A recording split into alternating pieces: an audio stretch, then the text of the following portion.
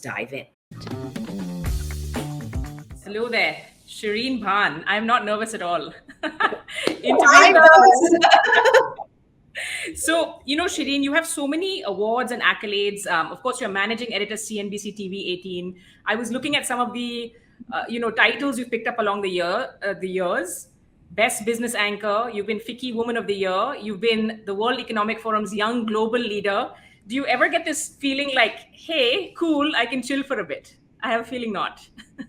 Amrita, I mean, I don't take any of this stuff seriously. Not to say that it doesn't matter or it is not appreciated or it's not valued, but I'm a little detached from all of this because I think if there is one lesson that I've learned through my own experience as well as watching people around me is that if you start to get very closely involved with tags and labels and awards and recognition and fame and the glory, you can end up being in a situation where you trap yourself into this kind of bubble where suddenly if something turns or if something gives away, you could end up seeing a sort of house of cards kind of collapse happen.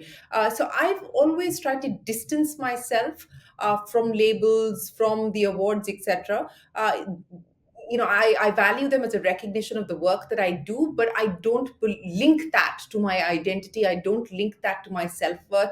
And I certainly don't believe in the fact that I'm the best anchor or I'm, so on and so forth, because I just think that that ends up putting you in a situation where you stop listening to other people, where you stop seeing what is happening around you and you start living inside yourself. So in a way, living inside yourself is good, but sometimes too much of that can also be, I believe, not a particularly great thing to happen. And you're someone who's, like you said, I mean, you've had, it's more than 2 decades now. Is it 25 years as a 20, journalist? 24. Yes, 25 years as a journalist, 24 years at CNBC. That's incredible. So I'm also, it blows me away because we've seen so much attrition, right? I mean, from the sort of CEOs of companies you interview to the media. Do you have any thoughts or reflections on how you've had such a long stint? Like, what is the secret sauce?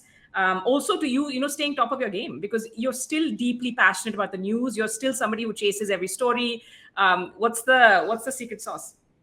There's no secret sauce. I mean, I'm deeply passionate about what I do 24 years on because I don't know any other way of operating. And I truly believe that if you're doing something, you're taking something up, then you're either in it or don't do it. I mean, that's always been my philosophy. You have to bring 100% of yourself to the task, to the job, to whatever role and responsibility you take on. So that's just been the approach that I've always had.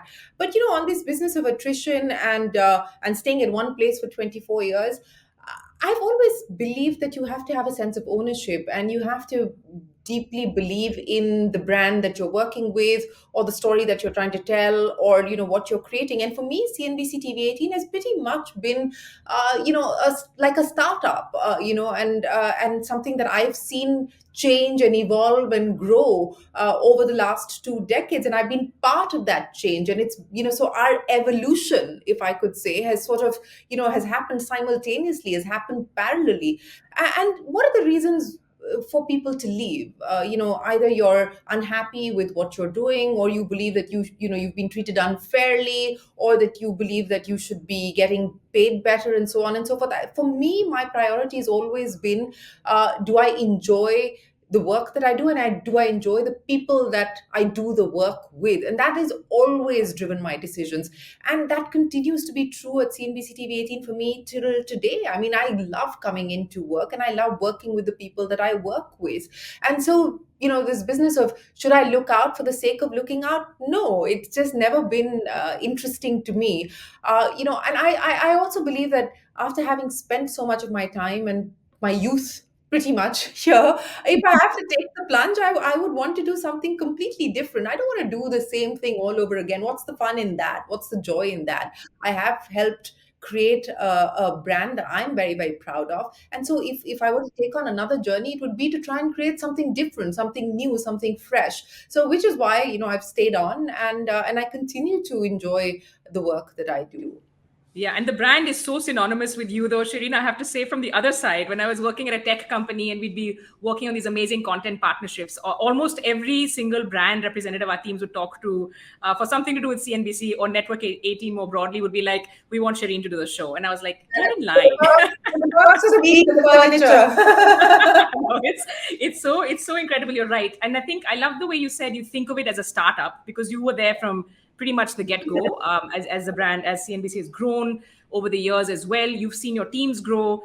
I wanted to talk to you a little bit about Young Turks because I saw that fab tweet you did. I cannot believe that it's been 22 years of Young Turks. So, for those of you who have not seen this show, way before startups were on point and on trend, this was a show where Shireen would go and interview entrepreneurs, business, leader, heads of business, and essentially capture their mission, their vision.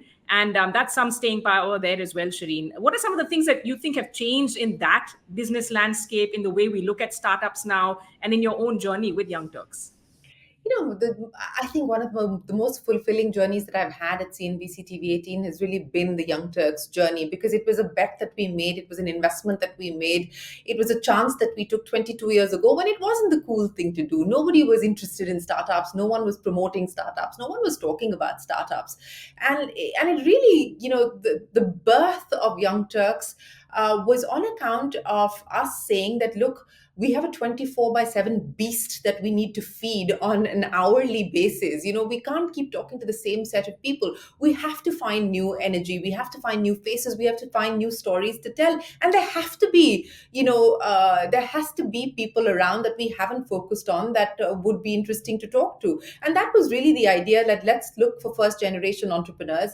And we started, and it took on a life of its own. And I really did, I think it was meant to be. And I just think that I put my passion and my heart and soul into it. And over the years, we've had so many people, we've had great teams work on the show, and everyone really sort of, made this their sort of pride and joy, and put their heart, soul, sweat, tears, everything into making it what it is today. So, huge thank you to the teams that have worked on the show over the past 22 years.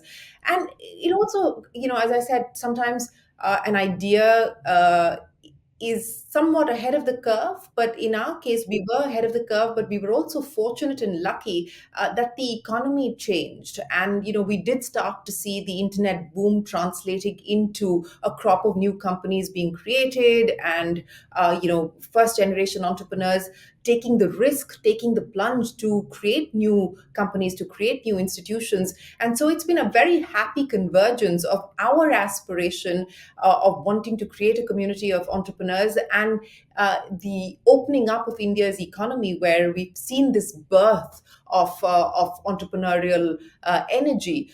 And so it's really been fascinating to watch that. And, to talk about the change, I think, Amrita, when we started, it was, and it's natural, right? I mean, it was an ecosystem that was just about being built. It was starting to be built, and people were obviously looking at, okay, what's happening in the US, what are the ideas that are working there, what are the kind of companies that are being created there, and creating an Indian version of those companies or those ideas or those brands. But what I've seen over the last say 10, 15 years is that there is now a lot of breadth and depth in the Indian startup ecosystem. There is, of course, a significant amount of more money as well, but you also have Indian companies now doing interesting things in space tech, for instance. I mean, I think that that is such an exciting area. And a couple of years ago, we wouldn't have thought that we would have seen the first private rocket launch happening here in India, and talking about taking on Elon Musk and so on and so forth. So I think there has been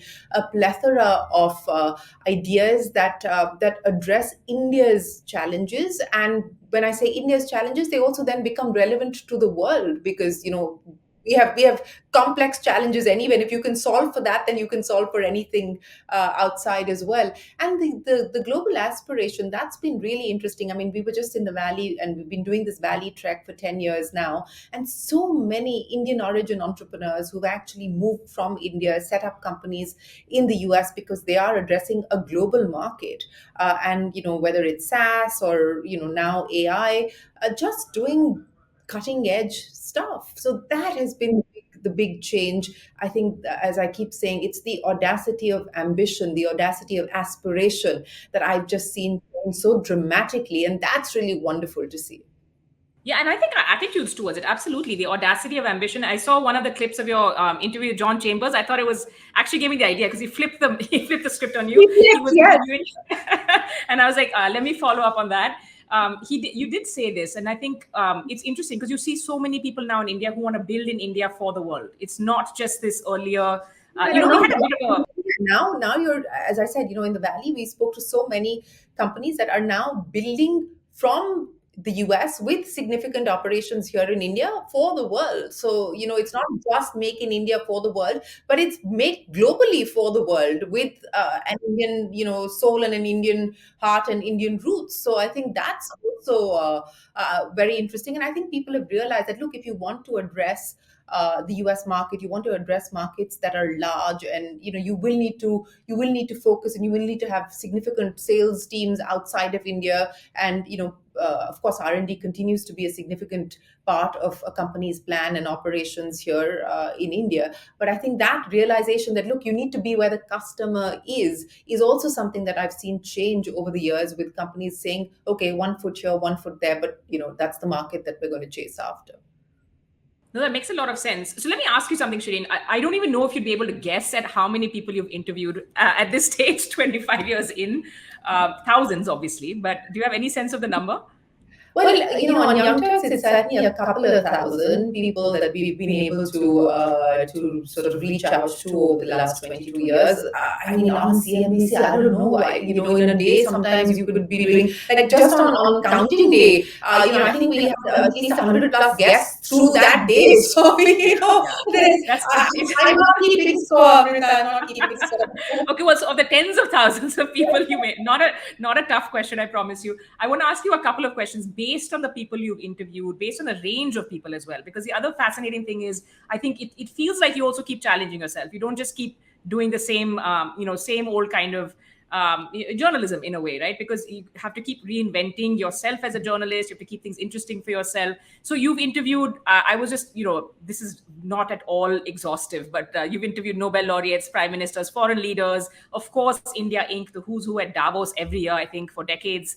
So many change makers, right? And I think, the initiative you have right now, Future Female Forward, also is really fascinating to see because you're constantly passing the mic and trying to share other people's stories.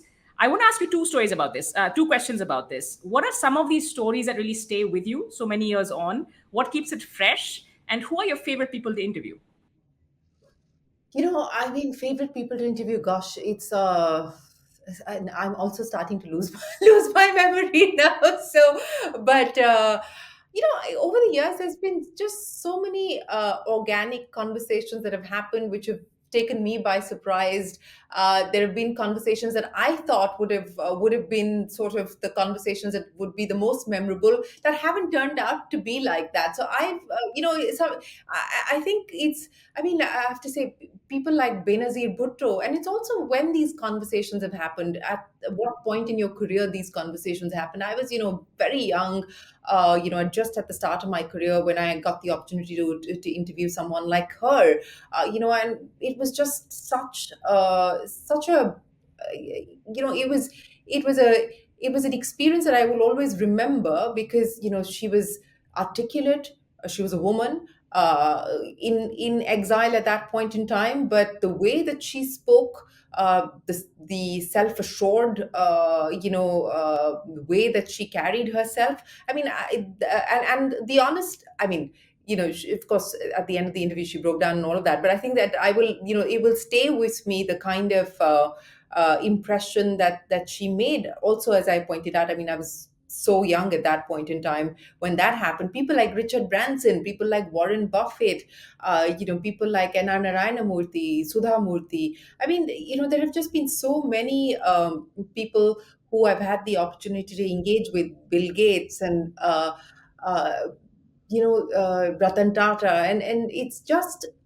I mean, for me, I try and take away hopefully something from each of those conversations, each of those interactions, and my hope is that they take away something from that. I mean, they go away with a memory of, oh, I enjoyed that engagement, or I enjoyed that conversation, or it wasn't a bore, or it wasn't a chore to have gone through this interview. But yeah, over the years, just so many conversations, organic, that have sort of sparkled, that have taken on a completely unexpected, path and route.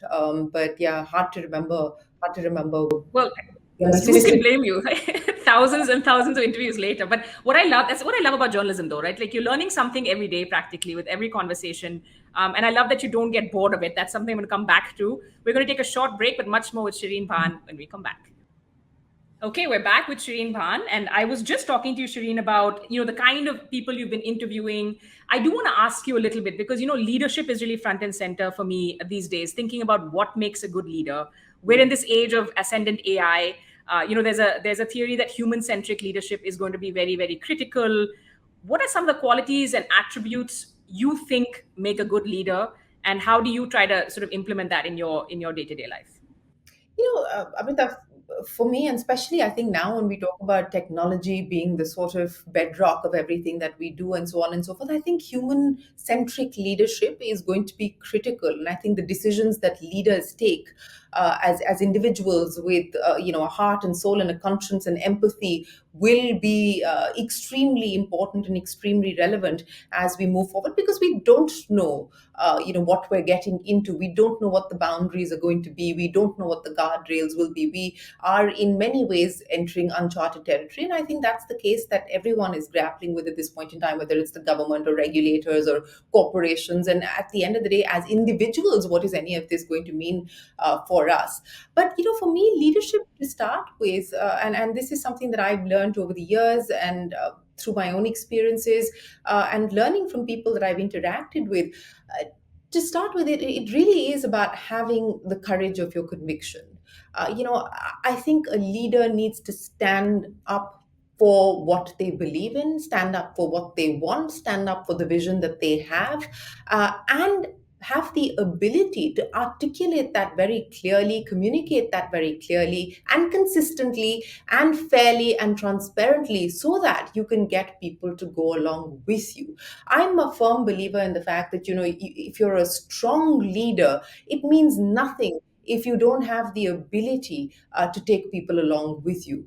Because then what are you doing? You're pretty much walking by yourself. You're pretty much walking solo. And I think leaders who walk solo don't really get the job done. And I think for me personally, my biggest what gives me the my kick, or what gives me my high, is to see that this is the vision that I laid out, and I've had people buy into that because I have spoken to them about it, because I have been able to communicate to them what this means for them, what this means for the brand, what it means for the organization, and then see that collective work towards making that happen.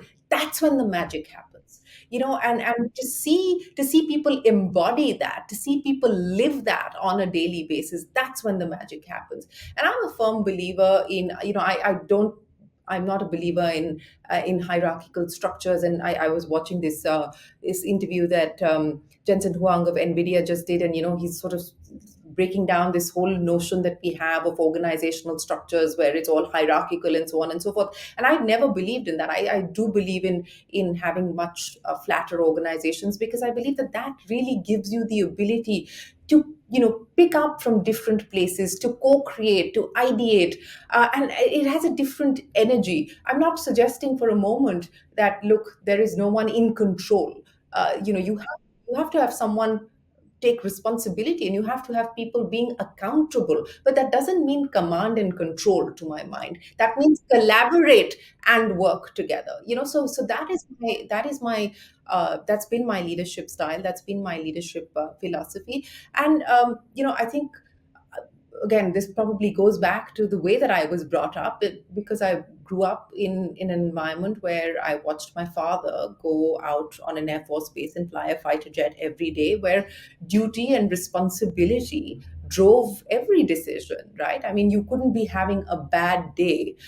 You needed to show up at work. And so if I'm having a bad day, um, I show up, but I'm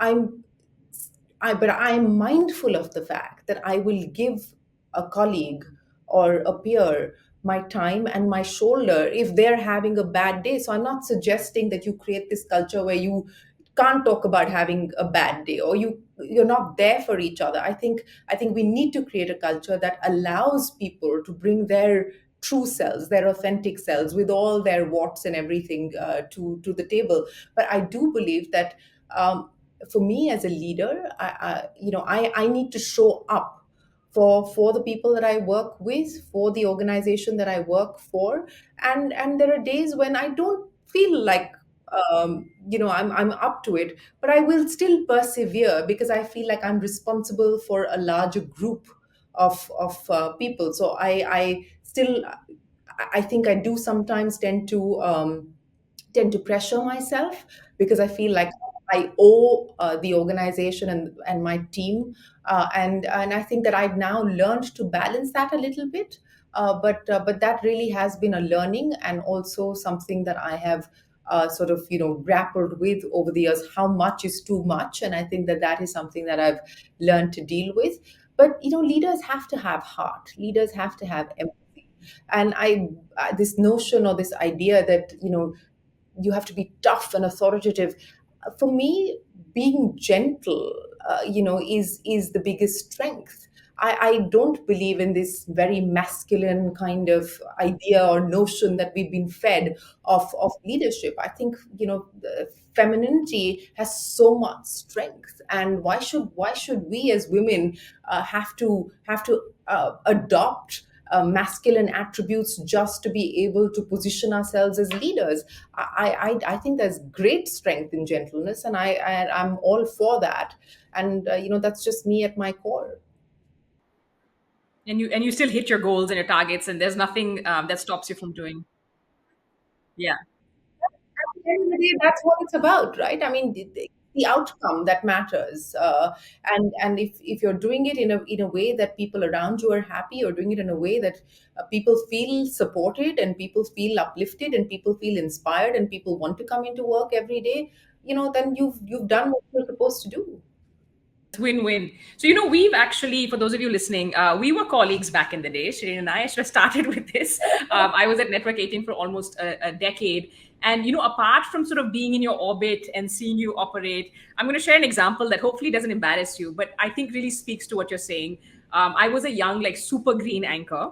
And I came into the green room once and I was having a meltdown because my boss, who shall not be named, his direct messaging impulses was literally like, this is terrible. You have, like, you're just looking terrible on air. There's something about the wardrobe and all of this we're not going to get into. But basically, I was having a full-fledged meltdown.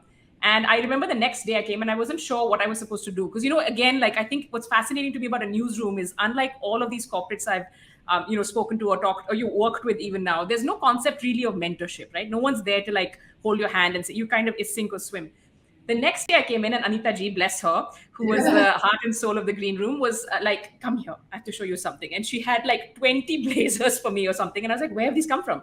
And she's like, Shireen ma'am was there. Shireen ma'am heard everything. And she said, just give her these. And I cannot tell you, Shireen, what that meant. And, now sitting at 43, it sounds like such a small thing, but it meant the world to me that, you didn't make me feel embarrassed. You didn't get in on the sort of, emotional train there. You saw something happening. You're like, I can fix this, and you did it. And I wasn't even on your team.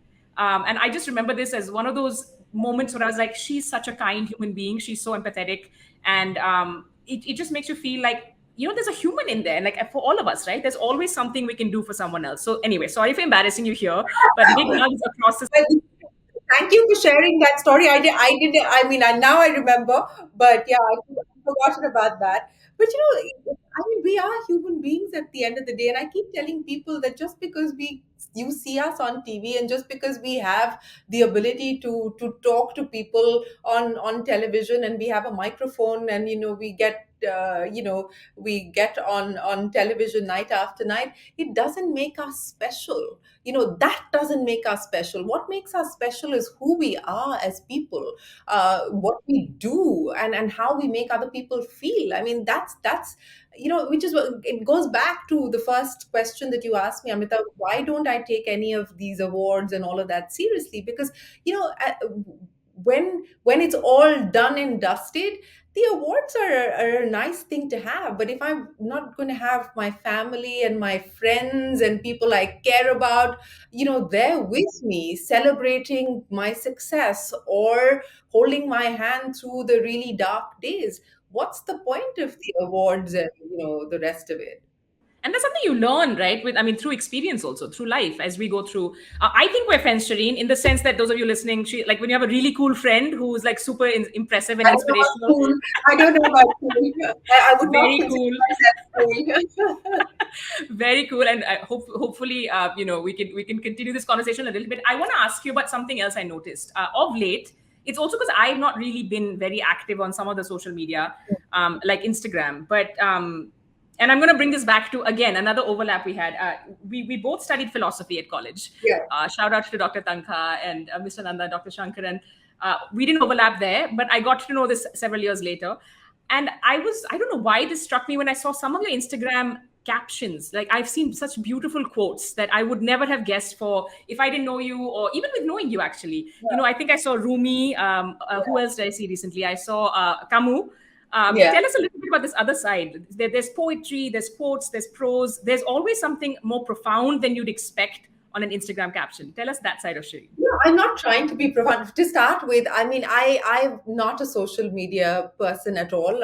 In fact, I've been very hesitant to engage on social media. It's been like a lot of my producers browbeating me to say, look, you have to, in this age, you have to be on social media. You have to have some social media presence. So I finally gave in a couple of years ago. And I don't do a lot, but I think, again, I'm not trying to be somebody that I'm not.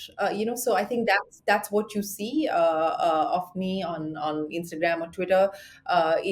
Twitter is completely work and news, and and I'm a little bit more sort of, I would say, cooler on Instagram, because it's really an extension of the other side of me.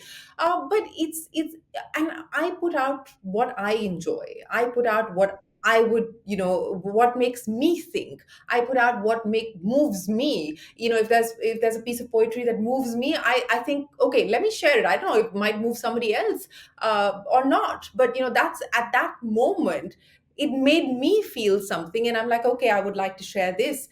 So that's really what that's about. There, it's not strategic. I'm not, I don't have a plan. I'm not thinking it through or anything. It really is in the moment, where I see something or I read something and I feel a certain way, and and sometimes the universe, or the universe of algorithms, has a way of sort of making it all come together. But you suddenly see this piece of poetry that resonates with exactly how I'm feeling at that point in time, and I'm like, okay, this is great.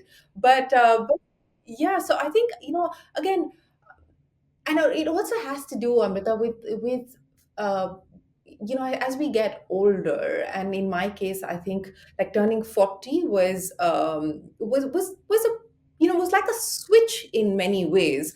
I think before that I was still far too encumbered by public scrutiny. What are people going to think? What are people going to say? And so I was holding myself back in many ways, because I was like, okay, I don't want to put out anything personal. Let my work speak for itself, and so on and so forth.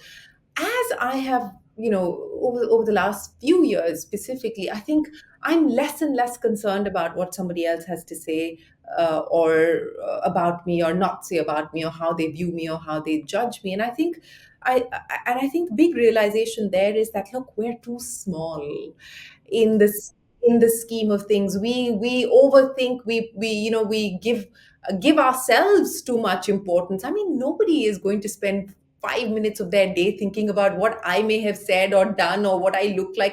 And even if they do, it's going to be, it'll last for 30 seconds, and then they'll move on. So how does it matter? I think this fear, and especially for women, this fear that we have because of the way that the environment has been, of being scrutinized, of being judged, of being evaluated for everything that we say or do or wear, or how we speak and how we look. I think that has, in many ways, it creates this sort of self-limiting impact. And I think me, it really has been about just letting some of that go, just learning to let go, just learning to breathe, learning to be, myself, owning, myself, and reclaiming some of my Yeah, self yeah. as well. I love So that. Am I bummed that it was not on Twitter when I was at Twitter? Yes, a little bit, I will say. But I can feel you like, just exhaling. Like in some of these. I saw the other thing that was fascinating to me. I didn't realize like your yoga is like another level. Like tell me a little bit about this. Like, and I don't know if we'll check with you if we can use some of your stills for the video of this, but it's amazing. So you've done aerial yoga, which was the yeah, first time I was like, what is she doing? But it looks yeah. very safe and it looks very acrobatic. And then you have like these yoga videos now. How important has yoga been to your journey? And So as I keep joking with people, we're pretty much in a circus. So I'm actually practicing to be part of the real circus. That's my plan B. But no, yoga for me has been life altering, has been life changing in many many ways. And I was just not the sort of person who was into any kind. I've not been a sports person while I was in school or college. It was just not part of who I was. And so for me to have discovered this fairly late in life, and taken to it, it has been very very special. And um, and it happened completely by chance. A former colleague of ours, and this is before COVID, and she came. She was chatting in the newsroom, and she said, "Oh, I have this pass for this yoga class, and I don't think I can go." And I don't know what happened. I don't know why I sort of said, "Okay, give it to me. I'll go."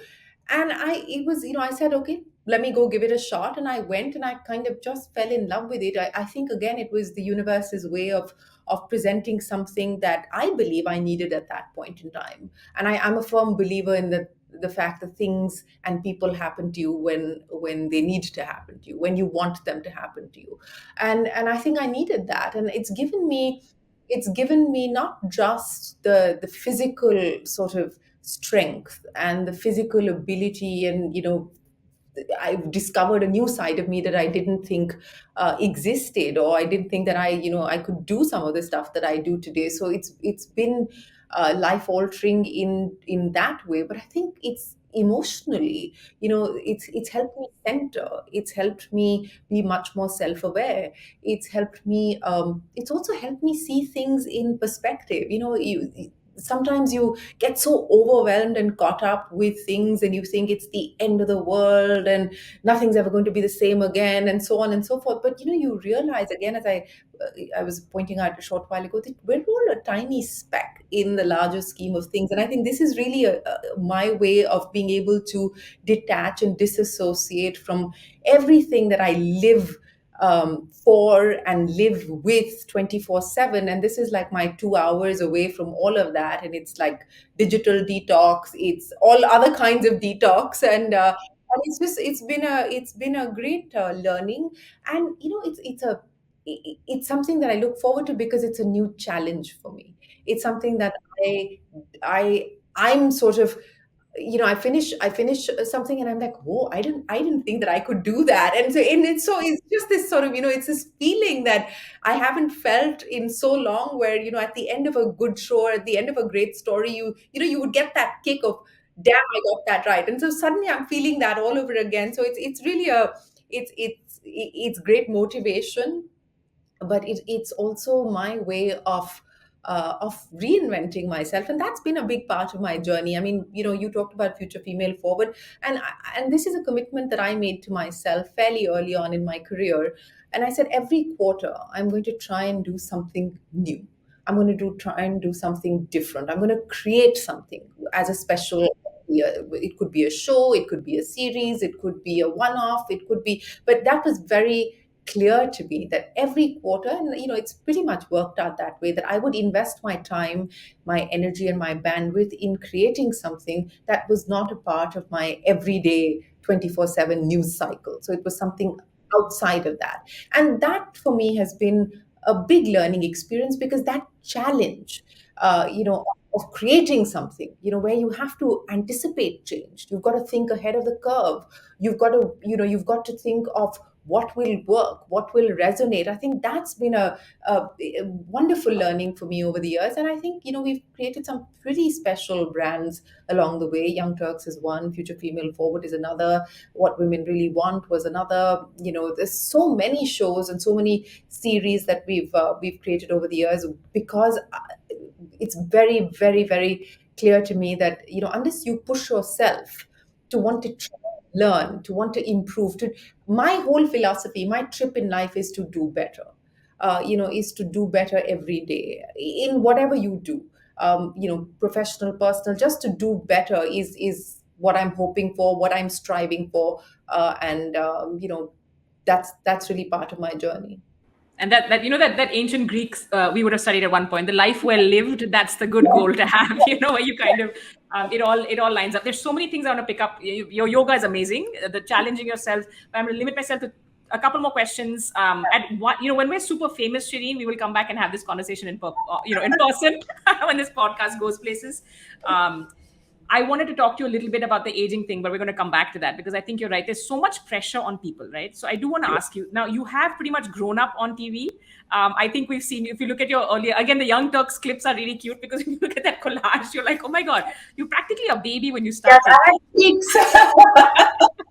Is there, what's your message to your younger self? Because you must have seen there's so many ups and downs, right? Obviously, like any career, like anyone, there are crises, there are challenges, you have to keep reinventing yourself, but things also happen. Do you have a message for your younger self, or any of your younger viewers?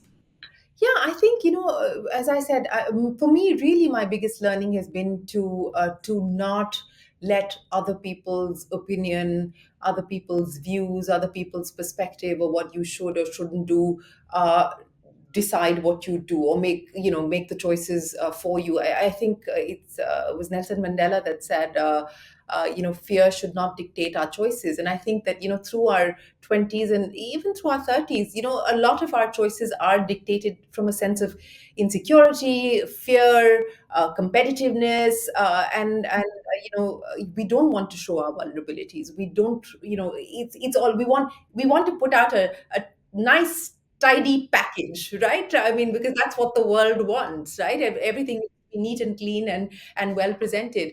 And I think that I would tell my younger self that it's okay to it's you don't have to strive for perfection, and you don't have to worry so much about what the world. You don't need the external validation as much as we think we do. And I think that's really been my biggest realization. I think the internal validation today is so much more significant, is so much more important. And I know. I mean, I finish a show, I know if I've done a good job or not. I don't need somebody on Twitter to tell me. I know immediately. So I think that fine tuning your compass and fine tuning your own radar to pick up those signals, I think is far more effective than anyone outside can do for you.